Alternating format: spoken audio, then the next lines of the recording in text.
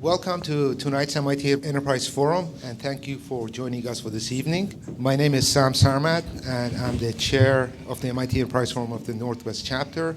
We are an all-volunteer nonprofit organization, part of the network of 28 worldwide chapters for the MIT Enterprise Forum, based out of Cambridge, Massachusetts.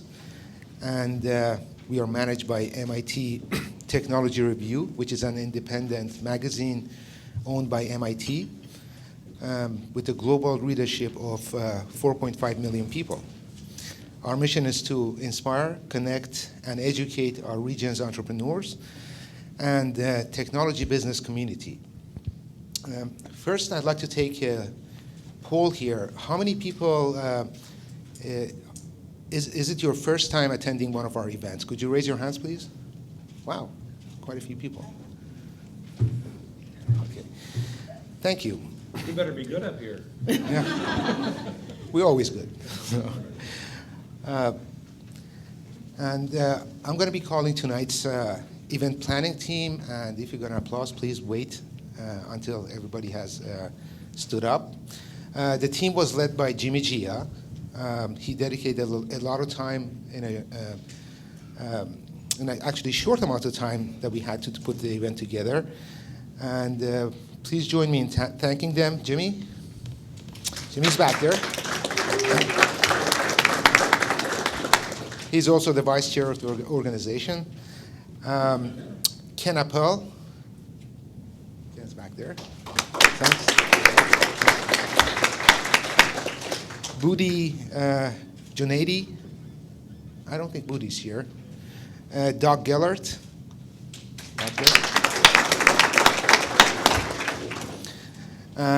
Nadine Griffiths.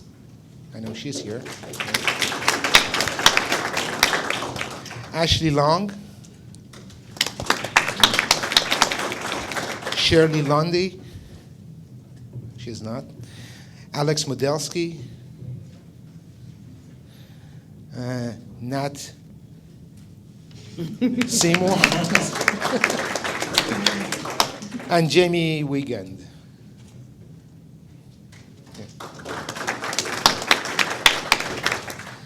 Also like to recognize many volunteers in our organization who work really hard behind the scenes to make these events possible. Also our wonderful sponsors, including Bill and Melinda Gates Foundation, who is our event sponsor tonight. Frommer, Lawrence & Hogg, which is a premier sponsor for MIT Enterprise Forum.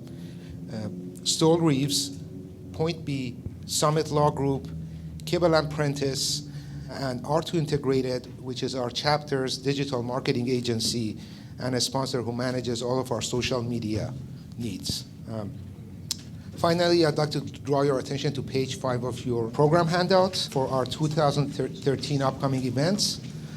I hope you can join us for the events. On December 5th, we have our Northwest Startup Demo, which is a must-see to come and check out the latest Northwest technology companies who want to showcase their products. We also have a January 10th VLab event, which is about crowdsourcing. A January 16 MIT Enterprise Forum event on big data. And our January 28 Mix and Mingle, which is a networking event. Tonight, we invite you to tweet and participate in tonight's program. Our Twitter handle is MIT Forum, and the hashtag that we use is also MIT Forum for tonight. You can also follow us on that Twitter handle. And without further ado, join me in welcoming our events moderator, the industry veteran and principal of intrinsic strategy and GeekWire columnist, Frank Catalano. Thank you, Sam. It's always interesting seeing who gets applause and the volunteers and if they're here or not. It's not as though if they're not here, they're not worthy of applause. I would be very clear about that. They just can't appreciate it as much as if they were here. Welcome to Obstacles and Opportunities for Entrepreneurs in Education. I want to start by asking how many of you actually are in education, either in the business or as an educator, or I know we have at least one 11th grade student in the audience. I'm not kidding. We actually do. Good. Okay. How many of you are entrepreneurs in technology in general, or work in technology? Okay. How many of you are wandered into the wrong session? Just want to, okay, let's just make that clear. Somebody did raise their hand. All right. So in the next 90 minutes, we'll explore the entrepreneurial landscape in education with a focus on K-12, because that is the form of education that is mandatory in the U.S., and it does tie into higher education in other areas. We will touch on these other markets, though there are significant differences, and this is important, in who the customers and purchasers are, where the money comes from, even the purchase cycle. There are these other markets, by the way, higher ed I talked about, continuing and professional education, adult and lifelong learning, and then the ever-elusive yet so attractive direct-to-parent market. And since this is an MIT Enterprise Forum, our lens is how technology is being applied to education, what that means in terms of opportunities, obstacles, and general lay of the land. Now, I'm Frank Catalano, as Sam mentioned, your moderator for tonight. My job is to keep the panel on topic and on time, and I'll be an active moderator in that role. Now, unlike an MIT Enterprise Forum that I moderated, as someone remembered, nearly 2 years ago, I am a pseudo-expert on this topic. And I have been in personal technology a long time as well. I currently run Intrinsic Strategy, and I work with education technology and digital learning firms. I'm an analyst for the EdNet Insight Market Research Service, which is focused on education. And I write regularly for the NPR and KQED education website Mindshift, the EdTech news site EdSurge, and I'm a founding columnist for GeekWire, where I don't write about education at all, except for the rather incendiary post I did a week and a half ago. That's still getting me in trouble. So this is not going to be your traditional MIT Enterprise Forum where we have a presenting company. What we're going to basically do is have an entirely, and you can hold your applause, PowerPoint-free discussion. Thank you. Thank you. We're going to start with an opening question for each panelist to set the stage. Then we're going to get deep into discussion with our panelists about who all represent, and by the way, some more than one, the teacher, entrepreneur, and established company perspectives. And you will be involved in a Q&A as we go. It's not going to be all held to the end. So if there's something that you think is really interesting, please raise your hand. I'd rather have you do that than walk out bored. Now, before we get underway, I want to give you some context. And this will be something I really hadn't planned on doing, but it turns out that those of us who are in this area have so many baseline assumptions about what people may or may not know that I wanted to outline what I think are 5 important trends that I think will help sort of undergird some of our discussion today. How important each of these is will, of course, vary based on the panelist. The first trend is Common Core state standards. How many of you have heard of the Common Core? Are you all of you the educators, or are some of you non-educators? All right, anyway. So up until recently, every state had its own learning standards in a number of different areas, math and English language arts primarily. This basically meant about 50 different markets in the US for textbooks, tests, and other materials. Now recently, a group of states all agreed on common standards in math and English language arts. Now, 45 and a half states have agreed to it. Minnesota has only adopted one of the 2 sets. And they're doing this for teaching, and nearly that many have adopted them for their tests that they give students as well. Now, this creates a more consistent, but not necessarily more level playing field, because theoretically there are fewer bits of customization that have to be done in what's out there. So that's the first trend, Common Core. Second trend is one-to-one computing. This is not a new trend. Maine actually started their first one-to-one computing initiative 10 years ago. And it's expanded now when we talk about one-to-one computing to include tablets, to include stuff called bring your own technology. The intent of all these is all the same. Give every student a digital device from which they can learn. That is the intent of all these initiatives. And the point of this is that since the world in the real world is increasingly digital, it's important for students' education to reflect that in a way. Now, if this happens, theoretically, schools and districts would supply them. However, due to budget cuts, due to the consumerization of what's happening in education and technology, you have this trend now toward calling bring your own device or bring your own technology, which is very, very nascent. It's not out there very much right now yet. But in this trend, students are encouraged to bring certain computing devices from home to use on the school network. So you'll hear a bit about that as well. We're still far from true one-to-one computing, though, even if that's the case. So that's a second trend. The third is this thing which sounds like the world's worst bureaucratic term, but it's Open Educational Resources, or OER, not to be confused with an instrumental band of a decade ago. Now, because more, that's orchestral maneuvers in the dark, by the way, OMD, for those who don't remember. All right, so I'm old. More instructional material now is available in discrete digital chunks. That's what's driving OER. In other words, everything from lessons to activities to lesson plans to units, all of these are available digitally in chunks. And they're being created not just by companies, but also by teachers and students and lots of other interested parties. So that's led people to drive this concept of mixing, modifying, and sharing instructional resources. That is the open in open educational resource. These are digital chunky resources, kind of like peanut butter, that can be mixed, modified, and shared. The U.S. Department of Education's gotten behind this, several nonprofit foundations have, but if you hear the term open education resources, or OER, that's the third trend we're talking about. Fourth trend is one that I think is near and dear to at least two, maybe all three hearts on this panel, 4 hearts, is adaptive and personalized learning. This is when teaching changes based on how a student reacts and interacts. Now, that's been happening for hundreds of years. Teachers personalize. Good teachers personalize. They don't require technology to do that. But if you add technology to the mix or put it online, it makes it easier to adapt or personalize the instruction quickly. So most often, people think about adaptive software as, did the student answer this question right or wrong? And then they get to go on to the next question, or they have to jump back and relearn something. But increasingly, that's a really blunt-edged instrument to talk about adaptive software and personalization. Increasingly now, personalization is not just based on what a student clearly understands or doesn't understand, but how much time do they take in a certain area before doing the next thing? What other things do they click on while they're trying to figure out what's going on?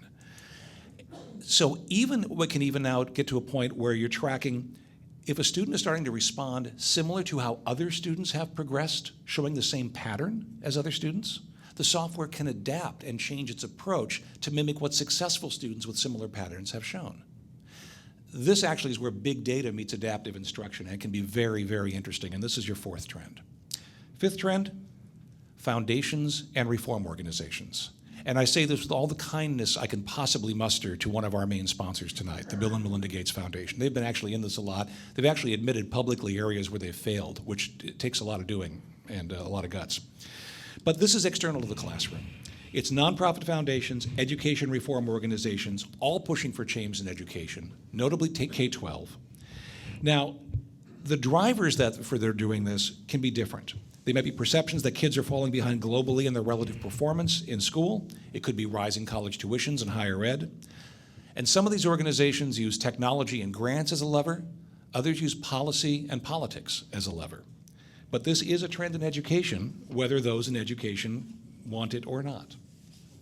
So to recap the 5, Common Core standards to create consistent math and English language arts learning standards across most states in K-12. One-to-one computing or bring your own technology to get every student a digital device.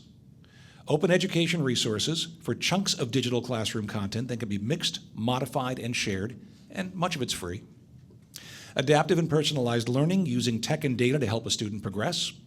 And foundations and reform organizations applying external pressure and resources in a bid to improve K-12 overall.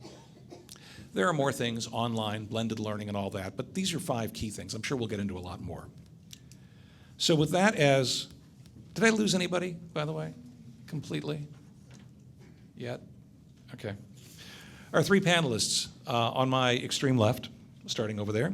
Lindsay Owen, middle school science and health teacher in the greater Seattle area at the Evergreen School. You can find, by the way, all the bios in your program that you have there. She's also a tech evangelist in education and was one of the main organizers of the recent Startup Weekend Seattle EDU.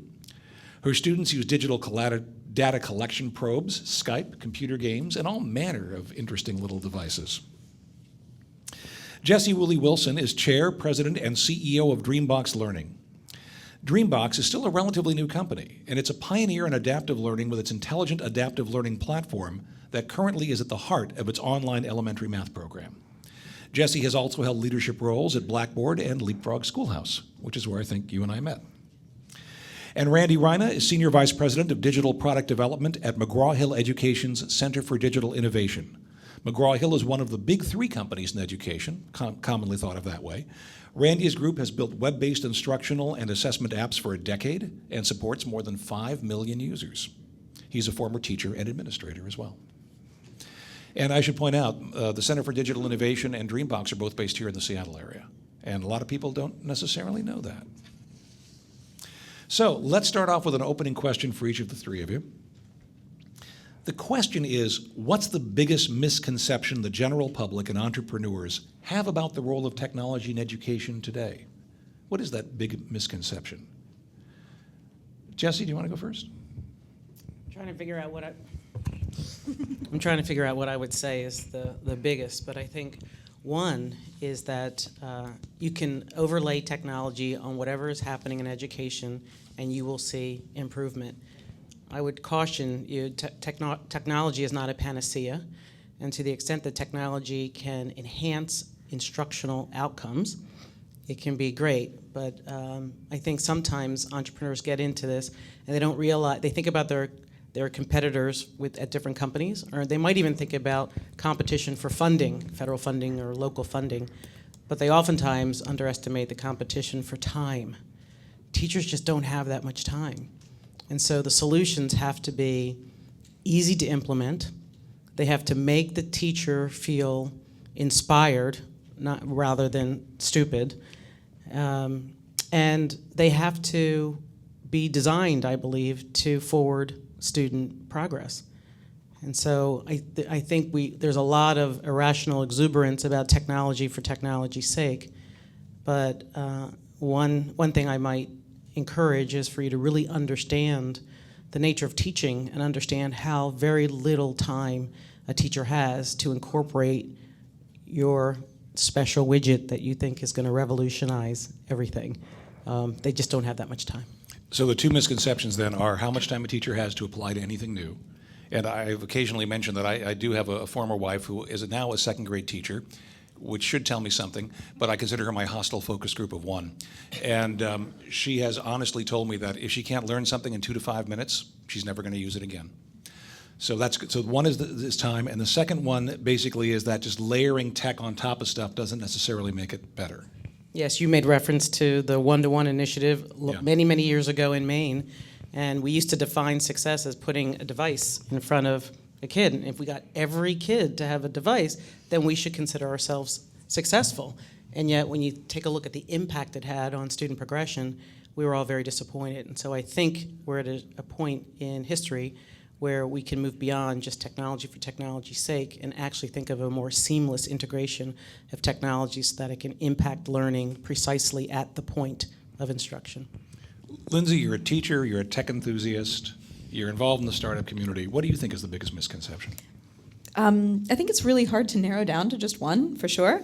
But I think probably one of the biggest misconceptions and one of the biggest mistakes that I see a lot of groups making is they've got this great idea and this awesome product that they want to create to help teachers. And maybe it's something that really can help teachers, but they wait until they've already got their beta to start getting teacher input.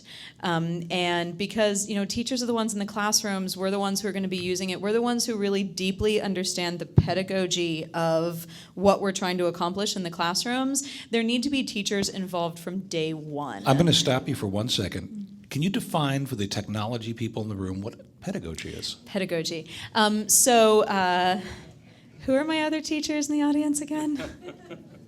Oh, hey, wait, there were hands earlier. Okay. No one's messing up now. Pedagogy is the process or the concepts that you're using to build your curriculum. So pedagogy is your mindset when you're designing a learning experience for kids. So Socratic dialogue is one type of pedagogy where you're asking kids questions to elicit learning and understanding, and project-based learning is another type of pedagogy where you're having kids apply knowledge in meaningful ways. And then lecture is another type of pedagogy where folks are standing up at the front of the room delivering content. Does that make sense, what pedagogy is? I ask my 7th graders that 10 million times a day. Does that make sense? So. Okay, great. So please continue. So yes, so the biggest misconception that I really see is that you can come up with a sweet widget, it might be great, but it really has to be rooted in what is going to be happening in the classroom, in the pedagogy, in the learning objectives, and it might be really pretty and shiny, but if it doesn't have that perspective of how is this going to support learning objectives in the classroom? Like, not just that it's cool, but that it's going to support learning in this specific way. And kind of from that, I was hoping I could throw in another trend to your list of 5, and that's 21st century skills.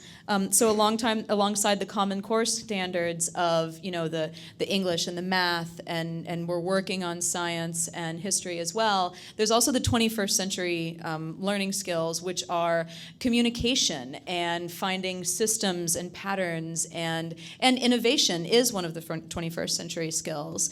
And so incorporating those 21st century skills into everything that we do in schools and in classrooms is something that can really be supported by technology as well. Okay, great. Randy, what about you? What do you see as the biggest misconception frequently made? First of all, I agree with, I'll get used to this.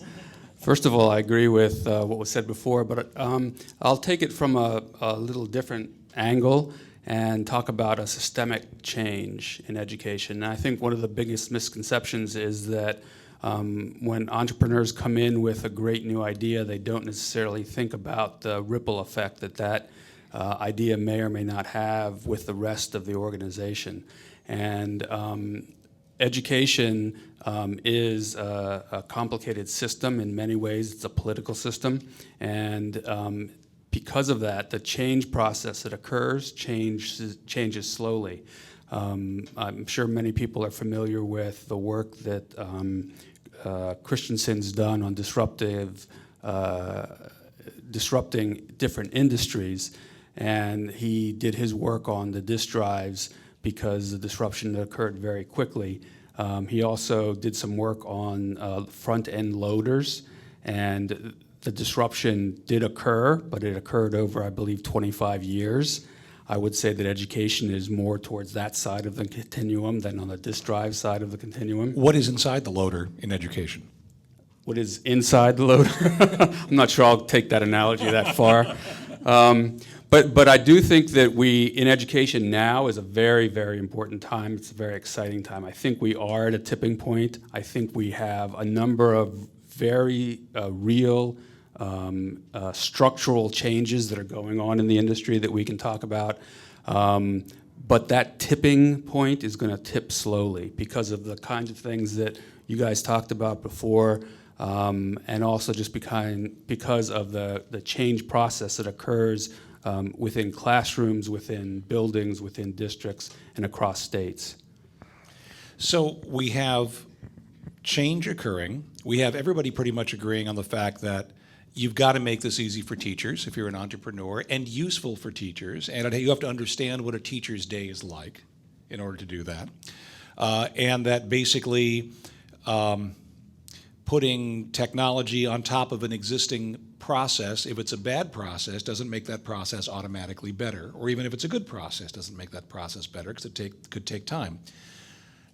Yet what we're seeing also from the outside of education is one of the trends I alluded to earlier, which are the foundations that are involved, a lot of the nonprofits out there, you have groups, Gates Foundation, Hewlett Foundation, Carnegie Corporation, you have Creative Commons getting involved in this area, in education with open educational resources. You have politically oriented groups, several of which are out there now, Jeb Bush, Bob Wise, various levels of politics. How are these influencing education technology's uptake? And can you have education reform without education technology, or vice versa? Who wants to tackle that first? That was 2 really different questions. All right, well, let's which one would you like to tackle? So I heard how are foundations impacting educational technology uptake, and then also the question of education reform versus education technology, because also education reform can take place without foundations and stuff as well. So I think they're kind of three separate things and kind of looking at all three of them. So let's go ahead and talk about ed tech versus ed reform first, and then the various influencing factors. Can you have, in the current environment, education reform without technology? Yes. How? I mean, we've had education reform for a very long time without technology, and technology is incredibly supportive of it, of education reform. Some of the new, I mean, I say new, but project-based learning's been around for a very long time, but it's still newer than like Socratic method and lecture, which has been sort of the tradition, what is thought of as traditional education models. And project-based learning has, it can be totally successful without laptops in every classroom. When I taught in Chicago, I didn't have laptops for every kid, but I was able to do really cool projects with my students.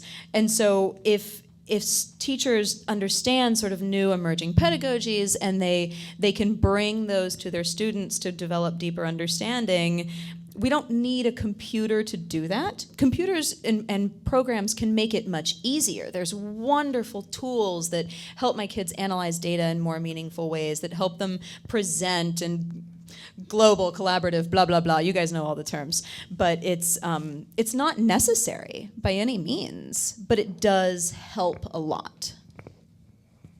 Jesse, any thoughts?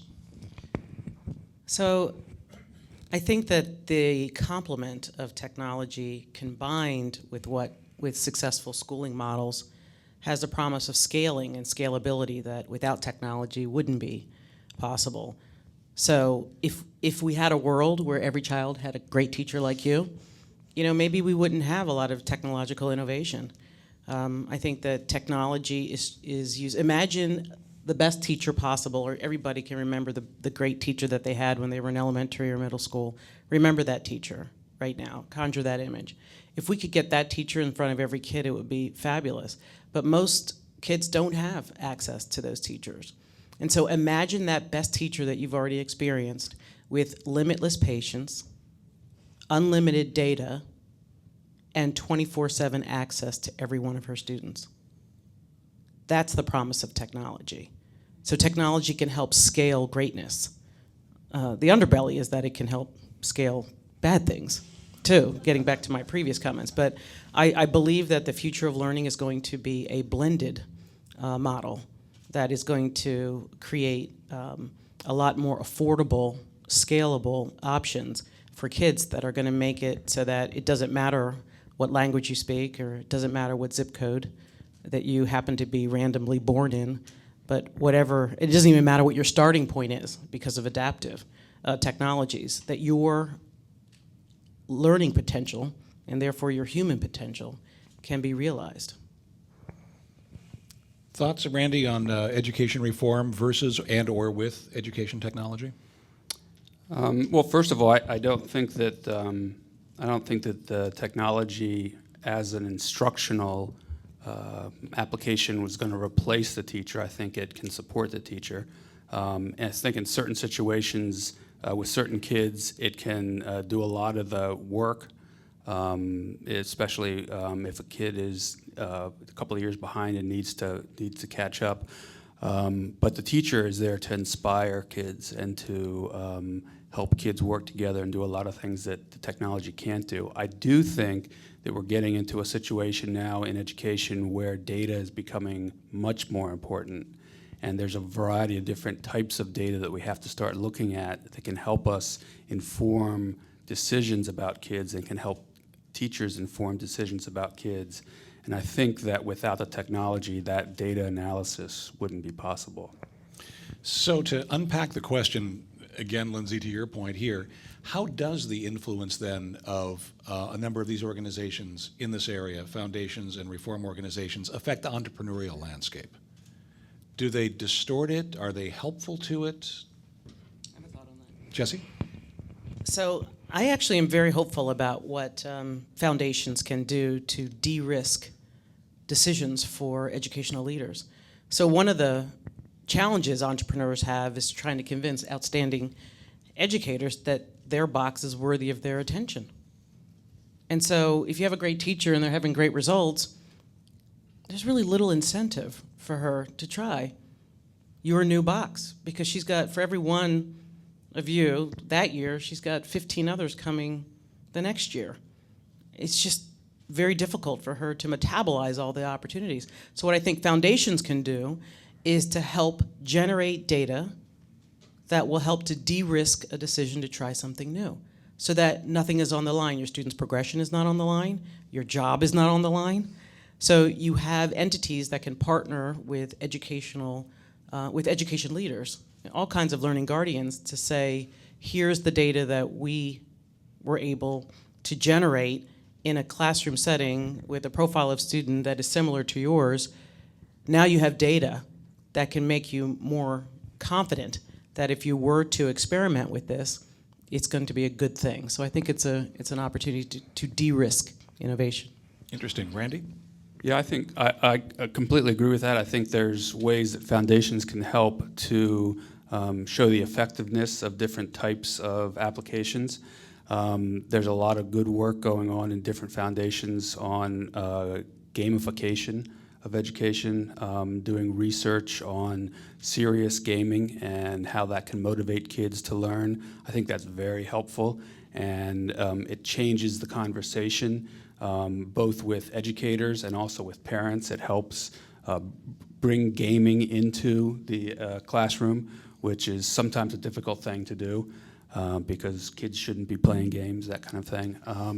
I also want to suggest one other way that foundations and the sponsor of this event actually is making a big change in education, and one thing that I think the entrepreneurs should pay a lot of attention to, and that's something that you may be talking about later, is the Shared Learning Collaborative that's funded by the Gates Foundation. The Shared Learning Collaborative is a way for entrepreneurs to put their content and curriculum up on a site and have it tagged by other districts and themselves, and make it searchable. So it brings down the barrier to entry in the education industry. What is often difficult for an entrepreneur is to get access to the teacher and to the principal. And one of the aspects of the Shared Learning Collaborative is going to make that access directly to the teacher and directly to the principal a lot easier for the entrepreneur. Yeah, it's kind of an alphabet soup, actually. It's a learning registry, learning resource metadata initiative, and the shared learning infrastructure. There will be a quiz, by the way, at the end. But if I understand what you're saying, basically, is what foundations can do is, and some of these other organizations, but perhaps foundations uniquely, is do some of the heavy lifting to prove, in Jesse's point, that something can work. So the entrepreneur doesn't have to go ahead and do that work independently and then have it questioned because it's their own work, right? And they can build infrastructure or plumbing, such as the shared learning infrastructure and some of these other initiatives that entrepreneurs can then have as underpinnings under what they're doing and build applications on top of. There's one other thing, if I could add, which is, when you think about selling something to schools and to districts, oftentimes you'll be overwhelmed perhaps by the difficulty of the distribution, right?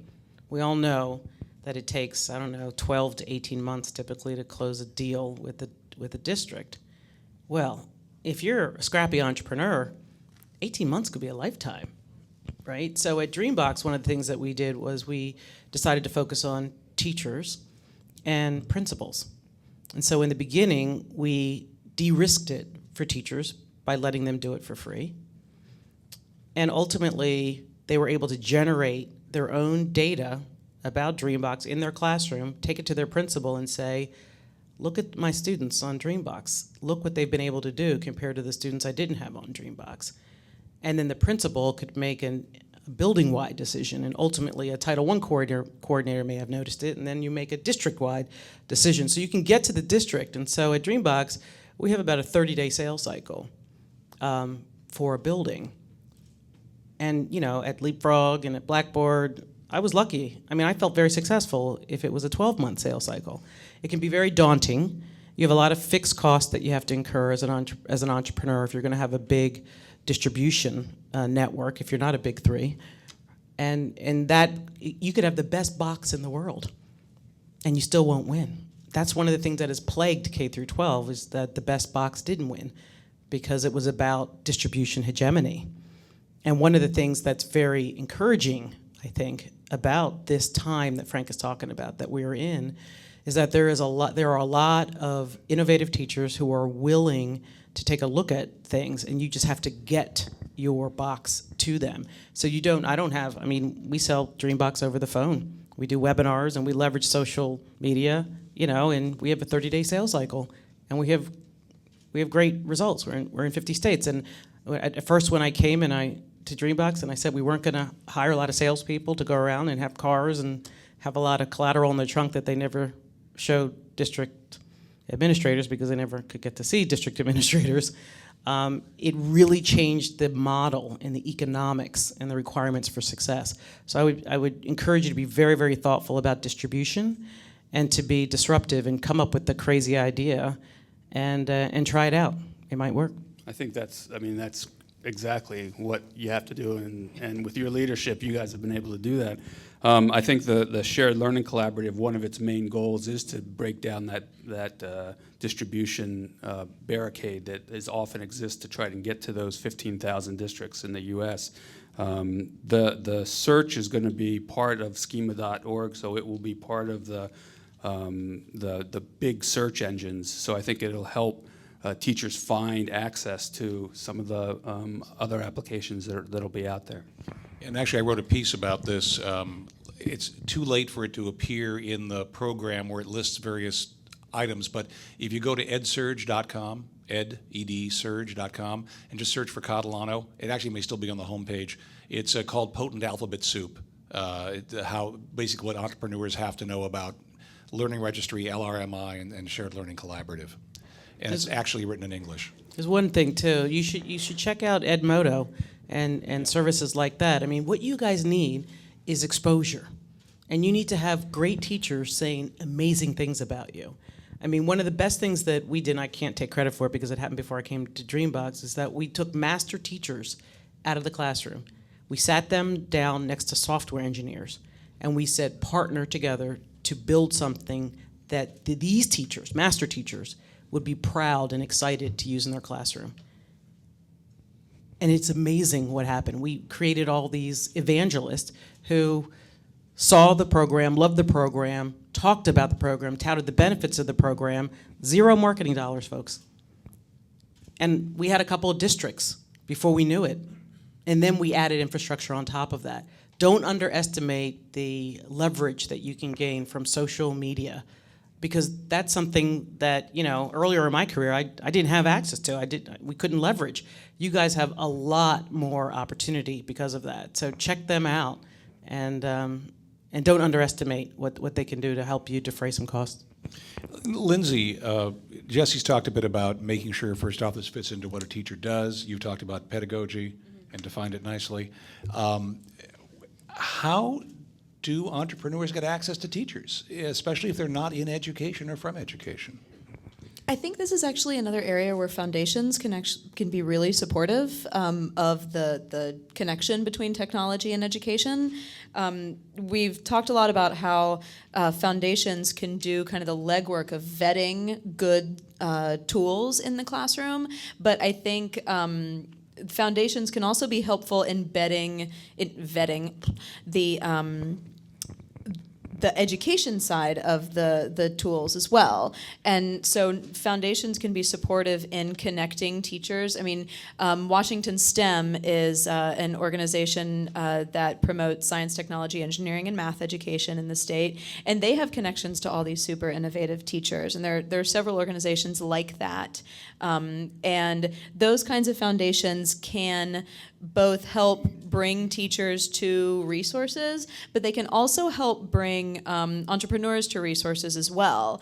And so these the foundations can help entrepreneurs better understand what our needs are in the classroom. So, not everybody's going to be able to bring in 10 master teachers to help develop their first product. It might just be, you in your office creating something cool. And so if there are more resources where entrepreneurs and other types of developers can really deeply understand needs in the classroom, that would be a great thing for Bill and Melinda Gates Foundation to put together, is like how, like what the needs really are. And there are, a few bloggers who are writing great things about like needs in the classroom, but it's pretty small scale right now.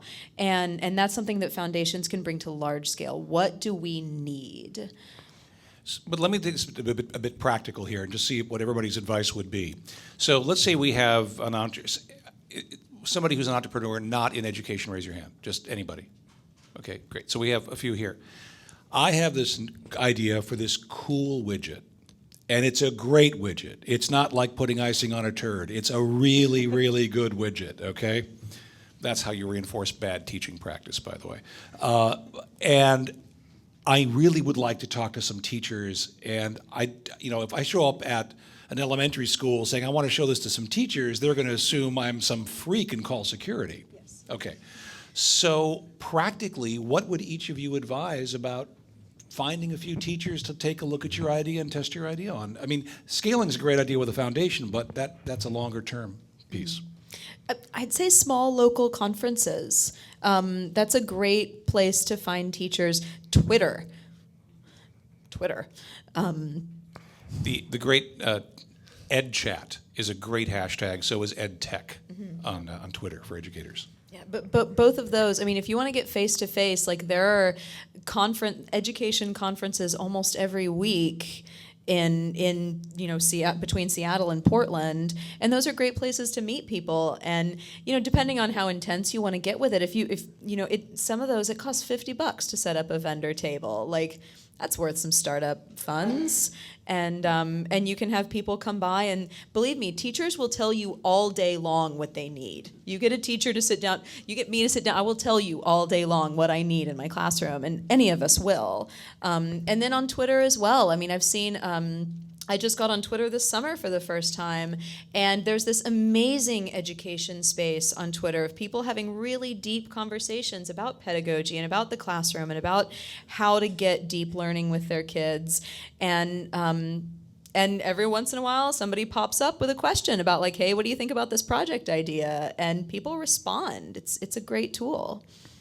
I think those are probably some of the best ideas. LinkedIn has some very good groups for education technology, a lot of different types of groups, actually, so that's a good place to get started. I would also say that as soon as you can get yourself into a classroom and get trusted by a building principal, get into the classroom and start working directly, because there's nothing like being in the class with 30 kids and a teacher and having them try out your software or your project. It's so much fun. All right, let me take a step back and talk about the market in general and some of the implications of Common Core standards, because those are across 46-ish states. Math and English language arts to start, and Lindsay, sort of talked briefly about the next generation science standards, which are also in development, and possibly some standards in history. A lot of talk, and there's been a lot of talk on the tech blogs, that this is breakthrough, this creates a level playing field. You basically have now one addressable market across the US in most states, plus Texas and Alaska and Virginia. Is it an entrepreneurial heaven? Is it really a flat market, or is it lumpy? What is the implication of Common Core for the entrepreneurs? Jesse? Well, I think it's good and bad, like most things in life. There's kind of a heads and a tails to it. The good is that instead of having to create a product that is going to be aligned with 50 different states, the great America, right? You build one box. And if it's aligned with Common Core, you're going to have almost 50 people who will be in your market, in your addressable market. The tails of it is that there's a big gap still between the concept and the ideal of Common Core and what's actually in practice. And if you talk to educators and administrators, they're stressed about implementing Common Core with fidelity. There's not a lot of professional development, there's not a lot of guidance. And so when you're trying to make a market for your product and you want attention on the great widget, you're going to have people who are very, very distracted, just trying to focus. This is Maslow's hierarchy, right? They're focused on shelter and food, and you want them to talk about self-actualization. So I go in and I said, I have this great intelligent adaptive learning technology, and the eyes are like, are you serious, woman? I got to think about Common Core implementation. And so you really have to figure out a way to align what you're doing to demonstrate that time spent with you and your product is going to make their lives easier. So the tails of it is we're at the early part of it, and adoption is still low, and people are still trying to figure out Common Core. You're going to get to a point where it's going to be pretty well implemented, and then I think it'll truly accelerate. But right now, we're in kind of that middle earth where everyone's talking about Common Core. There isn't a lot of good practice around it, and we're going to struggle for a couple years before we can really accelerate, in my mind. So it's pretty new, and as I said before, education changes slowly. I do think that you're exactly right that educators are trying to figure out how to implement Common Core. I think for us that provides an opportunity because we did build a new math Common Core program and provided some professional development around that, and did very well in the market just because people were trying to figure out how to implement the new Common Core. Those standards are very different. I also think that the reality is different than a lot of the hype, which is often the case. And by that specifically, I mean that by adopting the Common Core, the states are saying, we adopt the Common Core, but we reserve 15% of our standards to be different than everything else. So yes, you adopt the Common Core, but you still have to address the extra 15% times 50. So it's lumpy. I would say it's helpful. It's better. We're getting more agreement on what kids are going to need to be able to do and know across the United States. I think that's a great thing, but there still is some lumpiness around, aside from the states that don't adopt it. And it's only 2 subjects, maybe 3 with science if that goes through, and there's a lot of other stuff out there still. And social studies is coming, but it's further behind, yeah. Does this make any difference in your classroom, Lindsay? Common Core? I mean, if an entrepreneur came and said, I got this great Common Core thing, you could say, I'm with the Evergreen School. We do it our way. I do teach in an independent school, and so we don't do the state standardized tests and all that kind of thing. But I used to teach in public school, and we had state standards. But I did teach in a school. I mean, there are school districts where the teacher has to write on the board what standard they are working on that day. And there's some value to that in terms of like making the learning transparent for the kids, like saying like, okay, kids, here's the learning objective for the day. And by having consistent standards across all the states, that can be a fabulous entrepreneurial activity if you are creating like a new static textbook. But I don't think many people are doing that anymore. And so I know, like, and you might be able to speak to this some, Randy, because you've been with McGraw-Hill for a while, but I know the textbook companies used to write textbooks mostly for Texas and California because they were the huge purchasers. And so it didn't really exactly matter what Illinois' standards were because we would either buy a Texas or a California textbook because that's where the biggest market was. So now it's cool that there's one set of standards for everybody. Sounds like it's still also Texas. I'm from Texas, so I can say that. So I don't really understand what all the excitement about Common Core is because it's about what content needs to be delivered. But I think the most exciting aspects of technology entrepreneurship are coming in how the content is delivered and in helping teachers develop really exciting, innovative ways to bring content and help kids analyze content and help kids create content. And so the specific standards being the same state to state, I think in your example where you're creating this adaptive learning platform, that's useful because you have a single set of standards that go from state to state. I don't think that is like all that there is to do in technology and education. I think there's so much more besides making it all have the Common Core. So let's talk a bit about that environment in the schools when it comes to technology and what an entrepreneur or a business can expect to get into if they're developing something today. The hype is that everybody in the world has an iPad, their cats have iPads, their infants have iPads, and then their cats are on the iPads that they own. What is the reality of the technology infrastructure in a school today? If you were an entrepreneur starting today, what baseline assumptions are safe to make about the technology in the average school or district? None. I'm sorry. There's no safe assumption that you can assume even 50% of schools have. I think you can assume that at least 50% of schools, the teacher has a computer. What about internet, though, and other parts of the infrastructure? Yeah, that teacher computer, I think it would be safe to say that teacher computer has the internet. 9600 baud modem? Hardwired.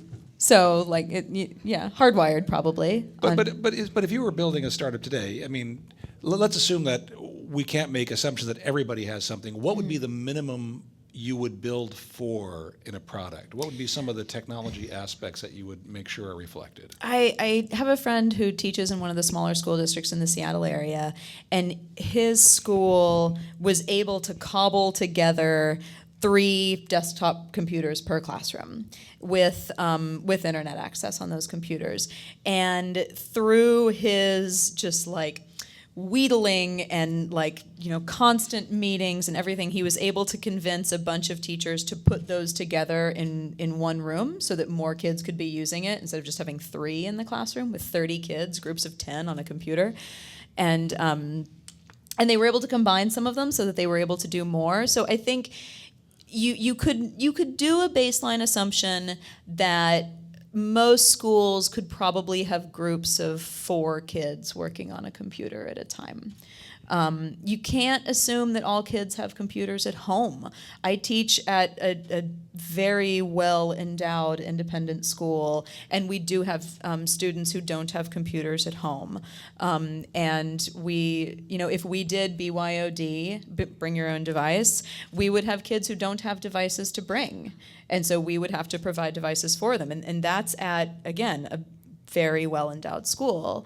And so you can't assume really anything beyond there being a couple computers that can be used.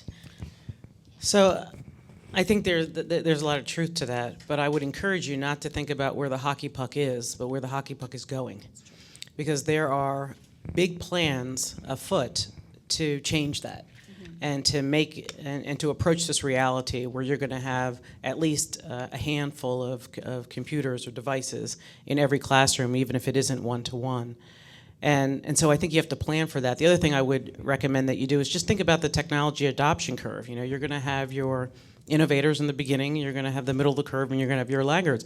And think about your addressable market. So 100,000 schools. Elementary schools, so Dreambox doesn't go after 100,000. We took the subset of that addressable market, which is about 40,000 that are what we call Dreambox ready. They have leaders that are interested in blended learning, even if they don't yet have the devices. They have the leadership that we know is going to get the devices, or they already have the technology and the broadband in place. So don't think about conquering the world. Think about building on success. That's the nature of innovation, right? And adapt. So find out what your addressable market is. Make sure you have that you deliver an outstanding experience that is easy to implement, that is scalable, that is affordable, and build on that. Because if what you do is really valuable, you will pull people toward a future practice that will benefit kids. So if you get stuck in where the hockey puck is right now, you're going to build for old paradigms, old school models, with all of the drawbacks that we're trying to eliminate in education. I would encourage you to be bold and to think about where the hockey puck is going. But it is tricky because, unless you have unlimited funding, you're going to have to figure out a way to monetize it. So for us, we took a look at the overall market. We took a look at the subset of addressable market. We went after the reform area so that, again, we could de-risk it for the people who didn't have the wherewithal or the investment or just even the ability to evaluate one program against another. They saw what happened with some of the innovators, and they said, wow, my school is like that. My profile of child is like that. My profile of teacher is like that. I'm going to try Dreambox too. And in a couple years, we're in every state. So, I mean, it's not that exciting, but don't look for to try to conquer everything. Build on successes, and you'd be surprised what you can do with some great teachers saying great things about you in the social media. Yeah, Randy, I'm curious about McGraw-Hill and your work in this area, because Center for Digital Innovation's been around since 2002, if I do my math correctly. And you must encounter, with the number of students you serve, an incredible variation. And how do you plan for that? What advice would you have for people about that? Well, I guess what I would say is don't believe the false dichotomy. Don't believe that it's either going to be print or it's technology, and at some point we're all going to flip over to all being digital. Oftentimes you hear people at the state level say, oh, by 2015 we're not going to have any books anymore. I don't think that's realistic. I don't think that's good for kids. I think what we'll see is some kind of transition to a point where we're going to keep on using books for certain purposes. We're going to use technology for certain purposes. We're going to figure out what is best to be used in the classroom for what type of purpose. I think that, specifically to your question, schools are all over the place. Some schools, and it's not always the low-income neighborhood schools that don't have the computer. Sometimes they have a very high level of student computer ratio. So I think that you really need to go in and target your customer, as Jesse said. I think that's essential. You got to know who you're going after and what kind of problem you're trying to solve for them. The other thing I would say is I always say don't believe your internal PR. Well, I also wouldn't believe the PR that comes from the top echelons of institutions, right? So a superintendent comes in, gets a bond, buys a laptop for every kid, and all of a sudden the PR goes out and that school district is a one-to-one district. Well, yes, they have one device for every kid maybe, but you need to go down to the building level. You need to talk to the principals, you need to talk to the teachers, and really see how that implementation is going. Because the research shows that it takes 3 to 5 years once the technology is purchased for that system to stabilize and for there to be a comfort level on the students and on the teachers' part to get used to how that one-to-one implementation goes. And at that point, the technology is outdated, and they buy more. So that works out well. I want to open this up for questions also, too. So think about some things. But I want to ask everybody here one quick question, because I have seen this in some recent news articles. And that is the question is, does technology even belong in the classroom? And I've seen some stories sort of questioning about its efficacy and the use of technology in the classroom. Does technology belong in the classroom? And what do you say to somebody who questions its role? Can I answer? I'd like to add one more piece on to the last Sure. bit about what is in the classroom, because I think we sometimes get stuck in thinking about that, like, if every child has a laptop, and it kind of answers your new question too, that if every child has their own laptop or their own iPad or their own whatever, that's kind of the ideal situation, and that's the ideal situation for the entrepreneur as well, because if the holy grail is reaching the kid, then that's the best way to make a difference in education. But I don't think that's necessarily either the only or the best way for technology to make a difference in education. I think all three of us are pretty kid-focused in our delivery of needs, but there's also the focus on, like, helping teachers. And so that one teacher computer in the classroom, the teachers need professional development. And so there's a huge opportunity for technology to help teachers connect with and teach each other. Teachers need to be able to track data for their students. And so there's a huge opportunity for technology to help teachers in all these different ways, to help principals principals in all these different ways. And so when I say there are lots and lots of schools where the kids don't have their own computers, and maybe there's only one teacher computer, there are still enormous opportunities for technology to help improve learning outcomes for kids in that school, maybe not through directly reaching the kid, but through helping the teacher do his or her job better. So let me poll the audience, actually. I have two questions, and you get to pick which one I ask, okay? So the first question is, what about this continued debate about whether technology belongs in the classroom? That's question one. Question two is, does everything have to be priced as free in education? So who wants to hear the first one about does technology belong in the classroom? Okay, who wants to hear the second question? So let me ask you, does everything have to be free? I mean, because there's this big movement about free trial, freemium, open education resources, and actually I'm gonna hit the commercial folks here on this first. But I'm curious, what kind of pressure does that put on you? Does it put on entrepreneurs? Does it put on the industry as a whole? Randy, do you want to take that first? Well, yeah, I think that it's an unsustainable marketplace if everything's free. I think that you need to be able to get funding coming back to the people that are building the product so that they can reinvest in the product. I think that's especially true in a ASP model where you have subscriptions on an annual basis, where it's up to the product developer to make sure that the customer's happy with the product so that they stick with it, which is currently a very difficult thing for a school district to maintain and to budget for. So I think there is a place for free. There's a place for freemium. I think there's some very interesting things going on with providing free applications to teachers, and then having other entities pay for those if they're adopted. So there's some interesting different business models. But I do think at some point you need the investment to come back to the developers of the product if you want a sustainable system. Jesse, do you have any thoughts? So how many of you all have a Dropbox account? How many of you pay for it? Okay. So I think that if your box is bad, free is irrelevant. But if your box is good, and all you folks who would never have tried Dropbox, who try Dropbox, now experience Dropbox, now you are part of the addressable market for that company. So I think that school models are changing, and I think approaches to the market are changing as well. And I actually like a freemium model to de-risk a move from what you are currently doing, to de-risk a move to innovation, to de-risk a move to try something new.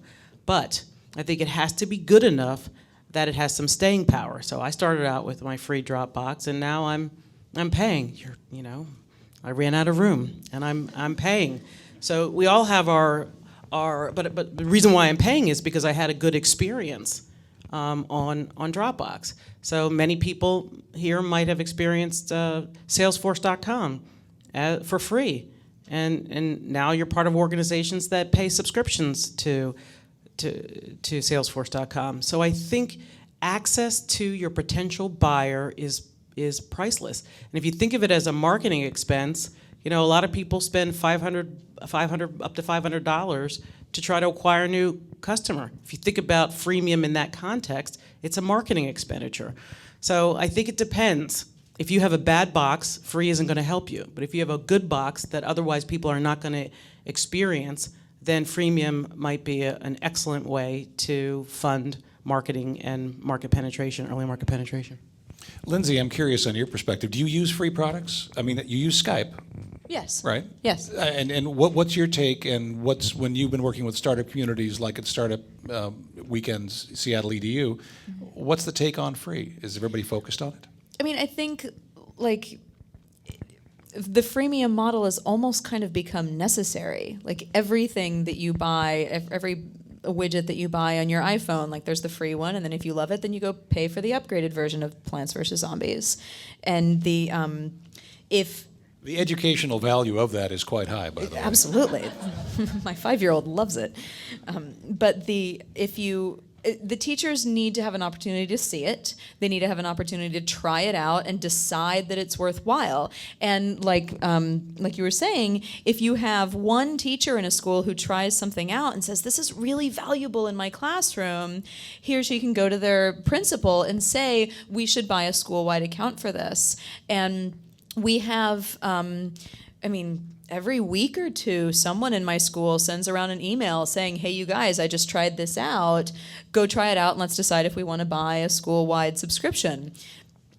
But it's really true. It's every week or two, and we don't buy them all. It's kind of overwhelming how much there is out there and how much of it, like, one teacher really, really likes, and then none of the other teachers end up liking it. And so that's a big part too, is figuring out how, like, if there's only 1 or 2 teachers in a school who want your product, but there's how many schools in the country?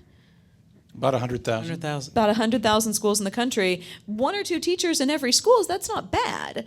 But you don't want to be giving all of those for free. So I don't really know what the right model is for that. But I think it is fine if something works really well for some teachers but not for other teachers. But then how do you monetize if it's not a whole school buying it? Can I just add to that? There's also a way to conceptualize or categorize curriculum products into core products and supplemental products. Core products will generally be adopted across a district, provide consistency. Supplemental products are the ones that are added on top of, and they give you probably more flexibility in having 1 or 2 teachers adopt and not necessarily being all of the teachers in all of the districts. And so those supplemental products give you a lot of flexibility in how you go to market, whereas the core products, at least up to date, have been more of a traditional adoption approach to the market. Now, you said at least up to date, and that was actually going to be what I was going to ask about. Isn't this the digital chunking of content sort of creating a fuzzier line between what's considered core and what's considered supplemental? I think that's a question that's out there. I think that there's consideration about it, consistency in pedagogy, consistency in instructional design for core content that needs to be considered. I think if you go and you just think about an iTunes model of instructional materials, that you could easily take away and be very chaotic in your instructional design, and that could cause problems in the learning of the kids. But I think it's a question that's still out there. Right, because Jesse, Dreambox can be used either way, correct? It can. So we actually have, we position ourselves as a supplementary K-5 adaptive mathematics product. But we have districts that have dispensed with books. They're on that end of the technology adoption curve. And they've adopted it as a core offering. It's not what we have positioned it, but they have found that their results with their kids are so much better than what they had with their previous core program that they're willing to innovate because they have the data that suggests that it's not very risky. But I just wanted to add one. There's a danger to free, which I just wanted to just get on your radar screen, which is, so I had the opportunity to talk with the former CEO of Salesforce.com about free. I wanted to know what was so great about it. Because you as entrepreneurs are going to have to go out and get funding, right? You're going to have to convince your investors to continue to give you funding, and they're going to want to see a sustainable business model that can scale, right? Putting free aside. And so the danger that he highlighted was, if you have a great freemium model, if you are able to monetize 1% to 2% of all the responders, consider yourself lucky. And the best advice I got from him was, so that 98%, you remember everybody who had the Dropbox, right? And then there were like 5 people over here who actually paid for it. The big danger is that you spend untold resources and time and incur unbelievable opportunity costs chasing after all you guys, you freeloaders who don't want to pay. And as an entrepreneur, you have to be very, very disciplined to understand who the freeloaders are and like them for the marketing and for the word of mouth and everything, but to really focus your attention as a business on the few folks who are willing to pay, and to have the data systems and the business systems that will help you identify those. So there's an underbelly to free. You can do free, free, free, and then you get out of your funding, you go out for another round, and they say, how are we going to monitor? Well, look how many free I have. So that's one danger. The second danger is that make sure that the people who are responding have purse. So in our first version of Freemium, we went out to teachers because we love teachers.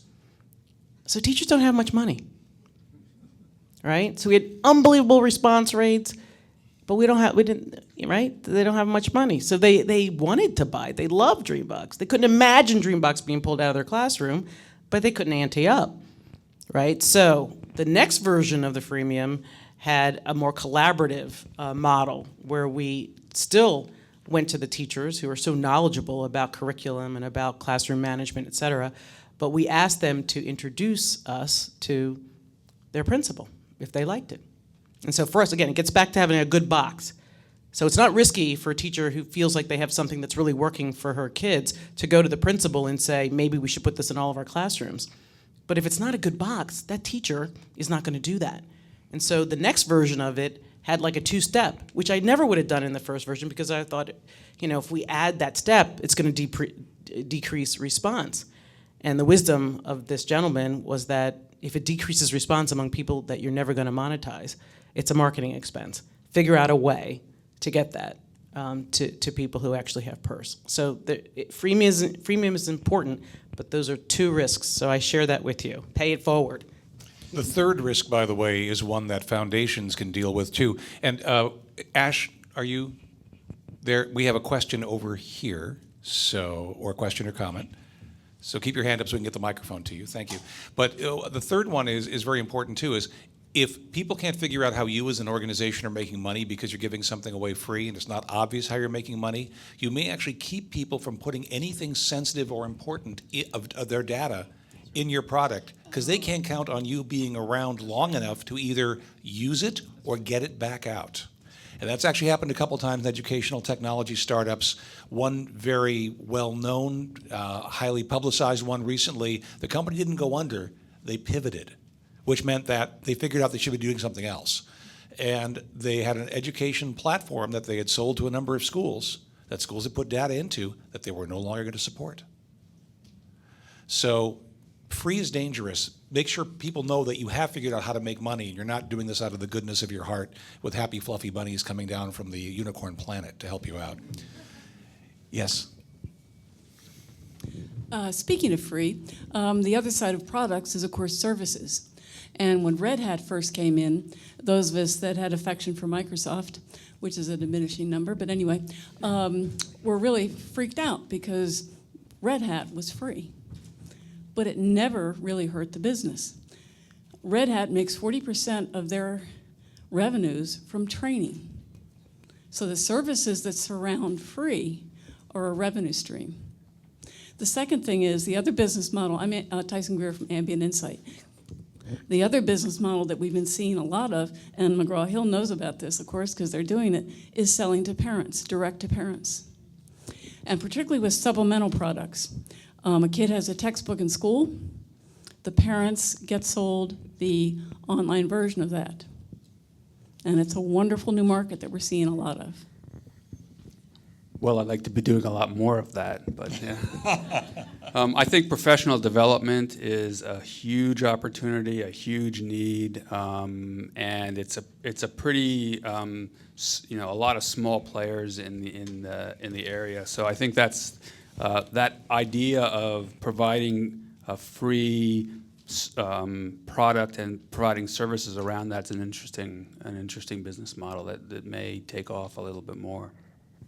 We have some more questions, gentlemen.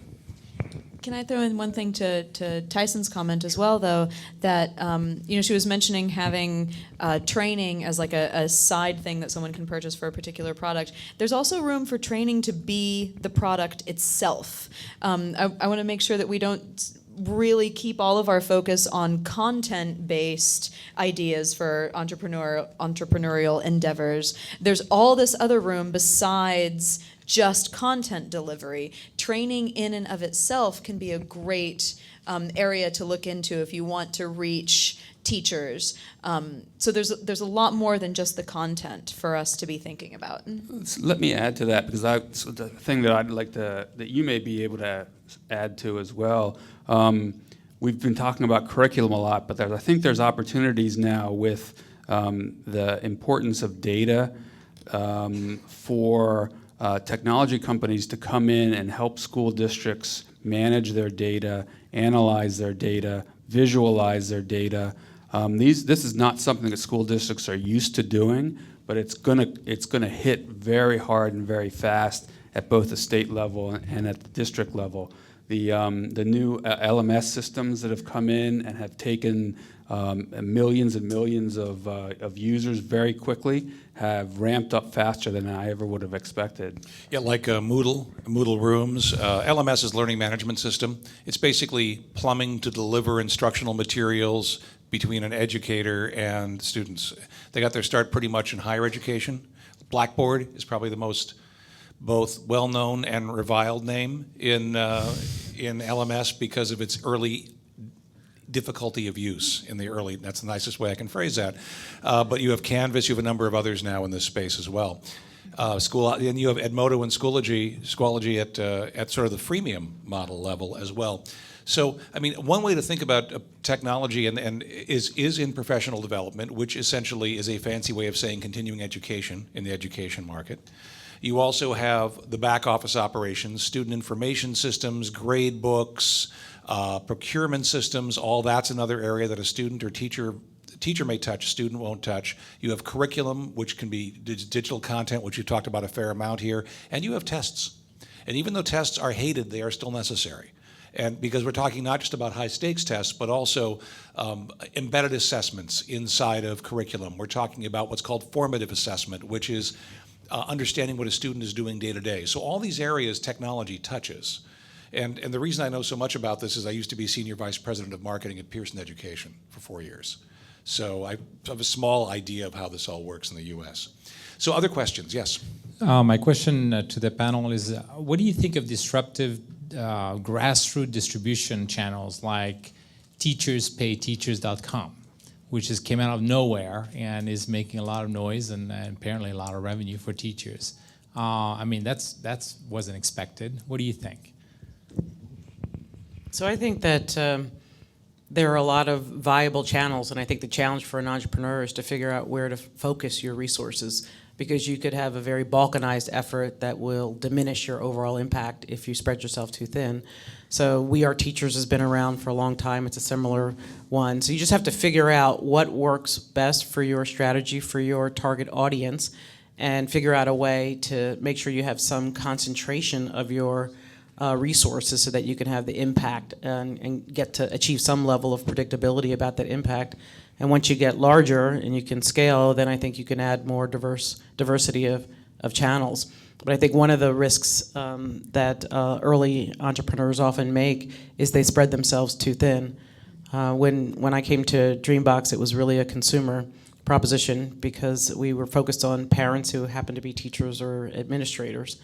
And that was very helpful. But when I came in, we really focused our time and resources on schools. We didn't shut down the consumer, but we have been able to build a very robust foundation because we were able to, frankly, double down our investment because of the focus. And so your challenge as entrepreneurs isn't going to be to identify the bad ideas and to kill them. It's to cull through all the great ideas and figure out which ones are the best. Also, I point out Teachers Pay Teachers was just basically creating a large marketplace for something educators have always done, which is share lesson plans. And it really basically was an issue of scaling something that was always very manual or hard to do. Other questions? Yes? Yeah, I had a user-centered design question, if you will, and that is, we asked earlier what assumptions to make about the classrooms, and I wanted to ask the corollary of what assumptions should we make about the students? And specifically what I mean is, if you think about what students see in the wild and the whole notion of consumer internet, gaming, telecommunications, ubiquitous access, all of these things are things they see when they leave the classroom, and that must have implications for what assumptions we should make about what they should see in the classroom. And so what are the considerations associated with that? That is what we call the consumerization of ed tech. I know I've written about it. Randy, what have you seen? I think that's a great question. I think that this generation of kids has an expectation, and oftentimes they're asked to shut down when they go into a classroom, a traditional classroom. I think their expectation is very different than what the teachers are oftentimes. They'll go in, they'll start writing, creative writing on Tumblr, and then they'll go in and have to answer questions in English class, and you ask them, why aren't you writing? And well, you don't. The answer to that question, I actually asked this question of a 10th grader, and she said, well, we don't create in school, we create in Tumblr. So yeah, I think there's a lot of opportunities to take the kinds of tools that they use outside the classroom and embed those in what the kinds of project-based learning and creative work that school reform has been trying to do for a long time and has been doing for a long time. So we can pull in outside tools. We don't have to recreate brand new tools, but we have to allow, we have to free up the system to use those tools. And I think there's some opportunities. I think that's part of what we're seeing as a tipping point now, and it's a very exciting time. Evernote is a great example of a product that's used broadly, but also now has got a strong focus on education because it was so widely adopted by teachers independently. Yeah, you're seeing Google Docs being used very widely as well now. And Google has an education branch now too. I think I was confused by your question at first because I think you're really asking a pedagogy question and not a technology question. And so I think that's more about like how do teachers reach the kids where they are? And that's a question that teachers are asking themselves all the time. And I love having technology entrepreneurs asking that question too, because we're really looking at how do we reach the kids? And just having them take the exact same assignment you would have given and having them do it on Tumblr instead isn't changing education. It's how are the kids really thinking and how can we support them in their growth from where they are? Another question up here.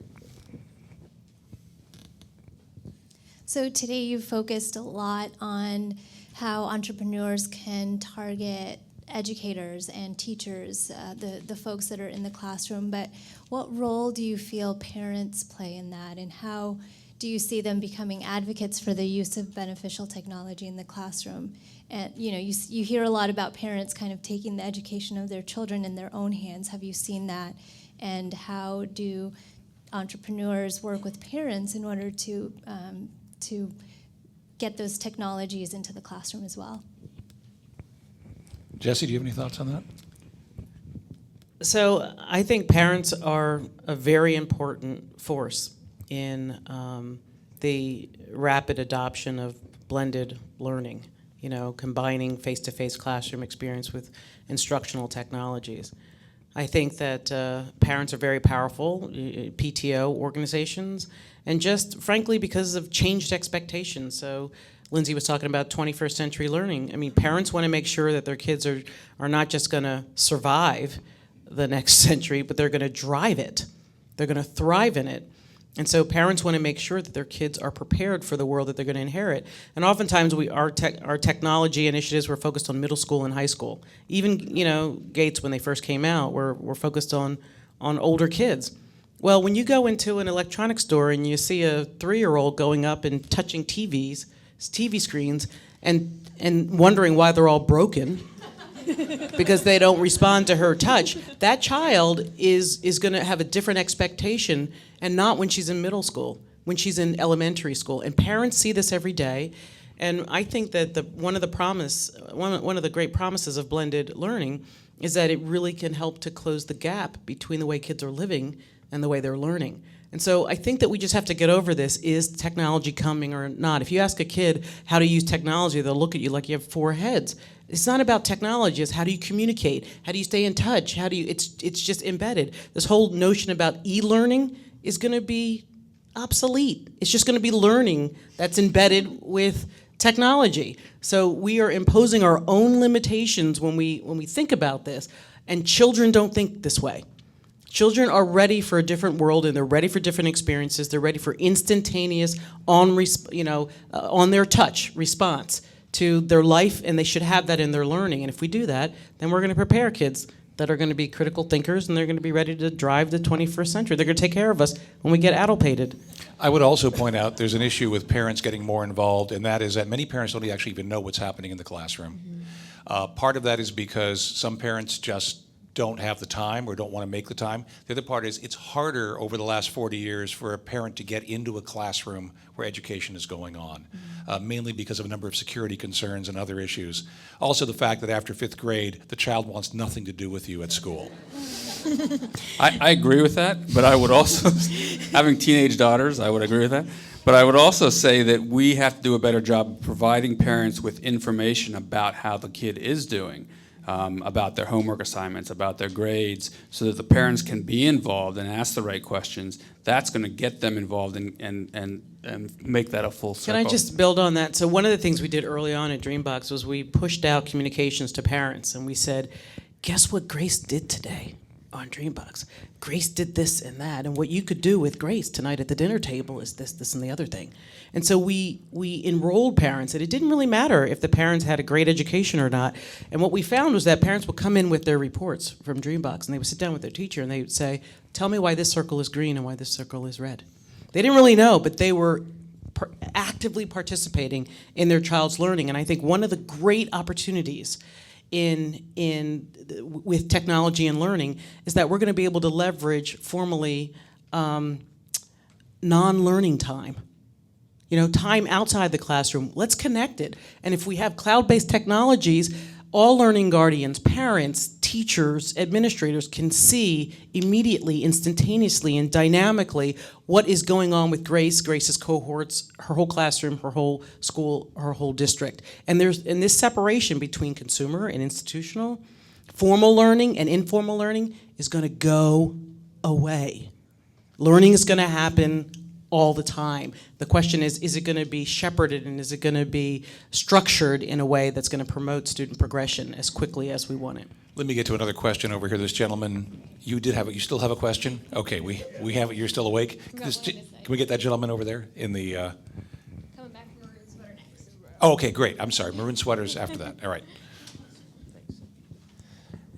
Hey, I think it was, I don't know if I've got the names right. It was Lindsay mentioned something about technology that could enable the teacher's ability to actually do a better job of teaching, and that got me thinking about where's the student's attention during this. I've got a 6-year-old son, and I know he plays Dreambox, and when he's doing that, he loves it, and when he's doing that, he's totally focused on kind of this thing by himself, unless he needs help from me.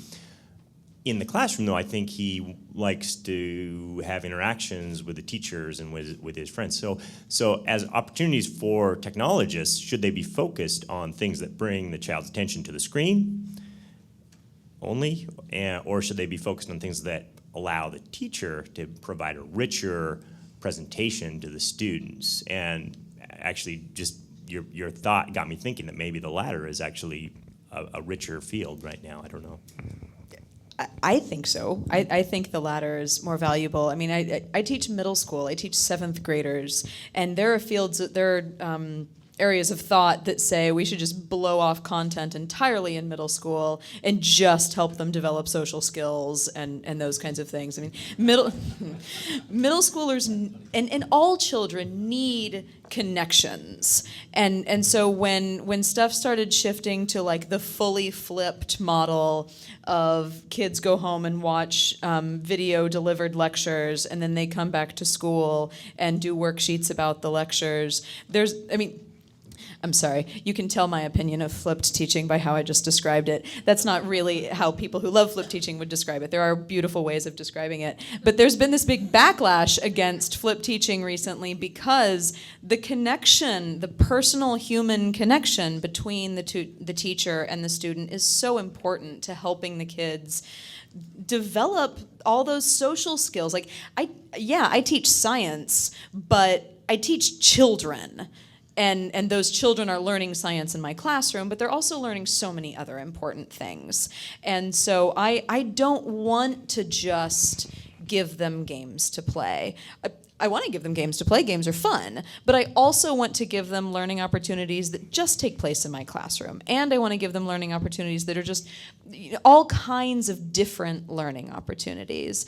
And so if I also want support in that. And so the technology can support me in being able to track my students' learning. It can support me in making sure I'm communicating effectively with parents. There's all these other ways that technology can support me in providing a richer, more personalized learning environment for my students, besides steering them towards the screen. So the latter, probably, I think, was the way that what she's saying. My first answer was yes. And I think one of the persistent myths about technology is that technology is designed to replace teachers. That's one of the persistent myths about technology in education. And the reality is it allows a teacher to do what a teacher does really well, even better, and allows students to do small group learning, get some individualized help when they need it, but they all still come back together and work with the teacher. Yeah, most blended models are not 100% screen, and the teacher goes on a coffee break. You know, typically it's a rotational model. So imagine a classroom where a teacher. So the average classroom size is what, 25 kids, and that's up from 16 in 1980. So teachers are seeing huge increases in the number of kids, and so how is that teacher, even the best teacher, going to give personalized learning to every kid in that classroom? Well, if you have a rotational model and you spend a third of your time on an education technology, then instead of a teacher having to teach to a really wide breadth of learners, because the classrooms are getting larger, but they're also getting more diverse in terms of learning readiness, let's say, then in that rotational model, the teacher can narrowly deliver her live instruction, knowing with confidence that the kids who do have screen time are getting what they need when they need it in a very complementary way to what's going on in her live session. So we have to expand our notion of what blended learning is. It's not a substitute for what's happening in the live classroom. It's a complement for what's happening. So it allows the great teachers to do what they do better, to get back to the art of teaching. We have time for 2 more questions, I think, and the very other patient gentleman over here.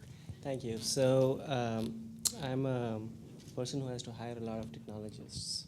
You're what? I'm a person who has to hire a lot of technologists, and I know it's very, very, very hard because great programmers are in great demand. So especially if you think about all these companies that are opening up in Seattle. So this is probably a question for folks who have been hiring technologists for more than 10 years, right? Has this recent kind of ed tech bubble helped you hire great programmers, or are those guys just getting lapped up by Facebook and Twitter and Google and Amazon and me and other people?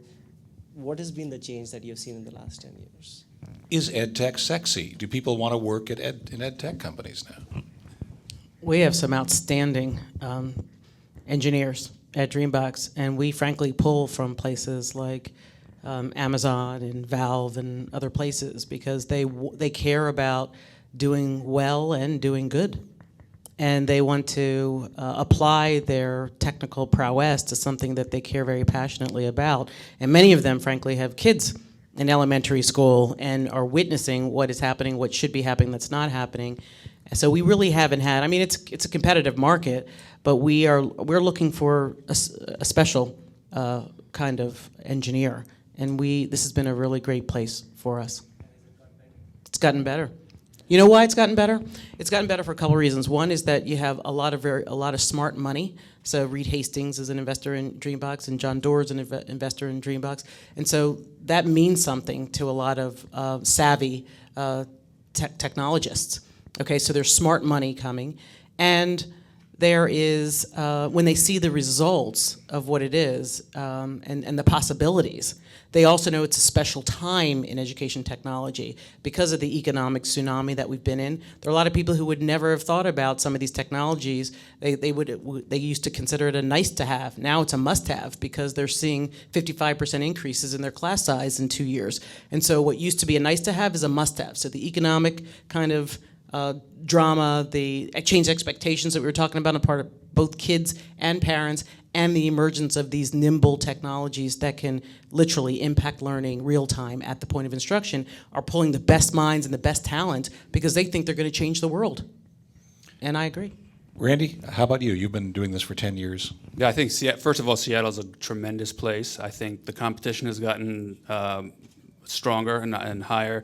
I think we use the same technologies that Google does. We have actually very close, one of the Google offices is very close to us. But we also are able to draw people from there and from the same pool. Just like Jesse said, we hire people who have fire in their belly to build products that are going to make a difference in the lives of kids. And also for people who want to have their work be shared with people that are diverse. So we work in agile teams, and a part of those teams are former teachers, are instructional designers, are artists, and so they get a chance, the engineers themselves get a chance to have their ideas shared with all these people from different walks of life and who have different backgrounds. I think it's a very exciting environment for them to work in. All right, one more question over here, and then I'm going to have a closing question for our panel. I thought I would accept the assignment of asking the superficial question about charter schools since that's in the news this week. I think there's an idea among a lot of lay people who are not in this room that you would get your fastest and strongest traction in independent schools like Lindsay's and in charter schools, and that traditional publics would tend to be very glacial or resistant or even hopeless.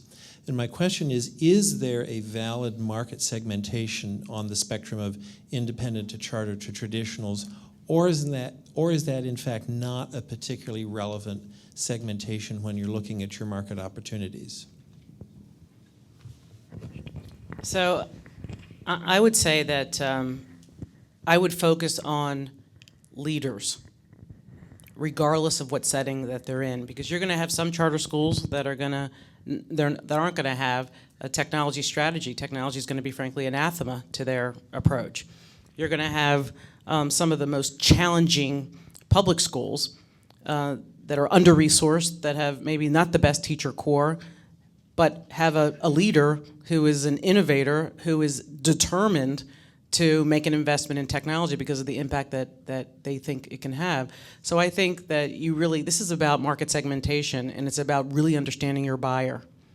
And I think that, so for Dreambox, we have as many people who are charters, who are not charters. We have independents, we have Catholics, we have really, tough, urban settings, and we have, really affluent settings. Here in Seattle, we're in West Seattle Elementary and in Queen Anne, because this adaptive technology works wherever, as long as there is a leader that has a vision around blended learning and blended schooling.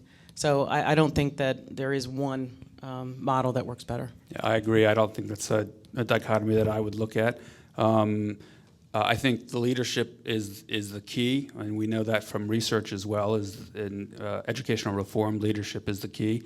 And I think from a technology perspective, leadership is key because it's about the fidelity of implementation for the program that you're trying to put into the classroom. The only difference that I might expect if you were addressing independent school, I completely agree with what these guys are saying, is it's about who the leaders are in any given building. The only difference I might expect to see would be, what's that word for how embedded something gets into an institution? Ossified?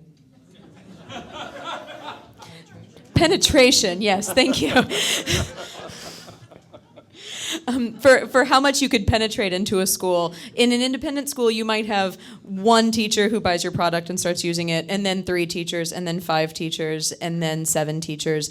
In a public school, depending on the structure, you might have that one leader teacher who takes it, but then the next step after that one leader teacher has to be the entire school. So that might be the only difference that you might expect but even in the independent schools, it depends on how that independent school is run. It depends on how that charter school is run. But I think you more often see individual teachers having that level of freedom. I say that when I was in Chicago teaching in public school, I had an enormous amount of freedom, but it wasn't the kind of like, you go do what's awesome kind of freedom. It was, oh, who's that first year teacher down the hall kind of freedom, you know? All right, so final bit of advice for the folks in the audience. If you were getting into digital education today, what one mistake do you wish that you had not made, or one bit of information that you had if you were starting fresh today, what would you bring forward? What would that one piece of information be, or one piece of advice? Or asked another way in a more coherent method, what's the one big mistake you don't want to see everybody in this audience making if they're going into digital education? What one thing don't they know about education they should, that we haven't covered?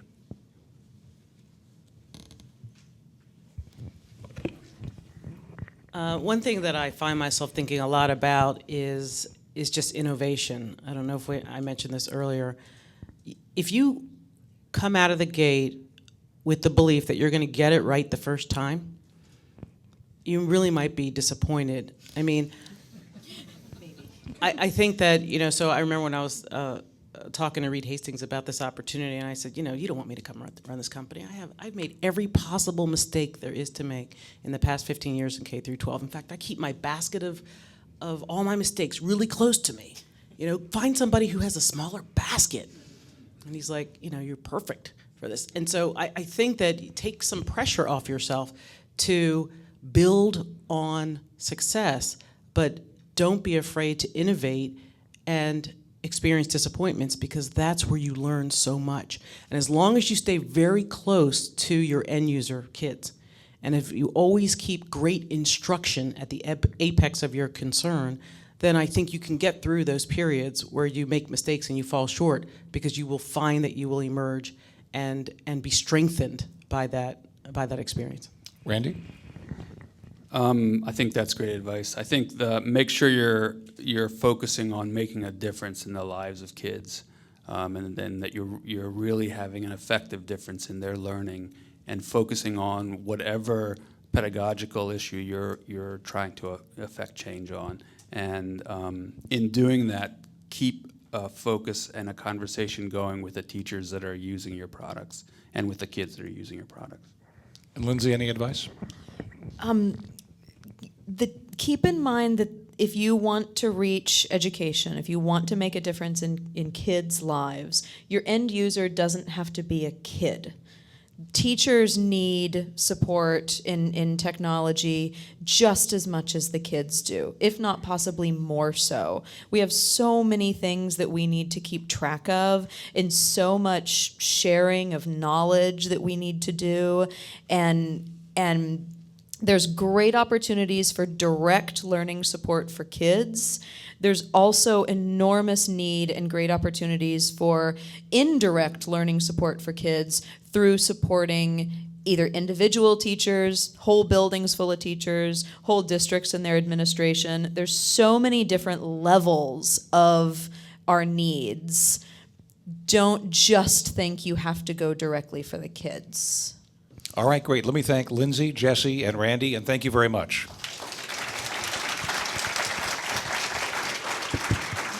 And does anybody from MIT Enterprise Forum want to say what the next program is, or have any closing thoughts? Sam?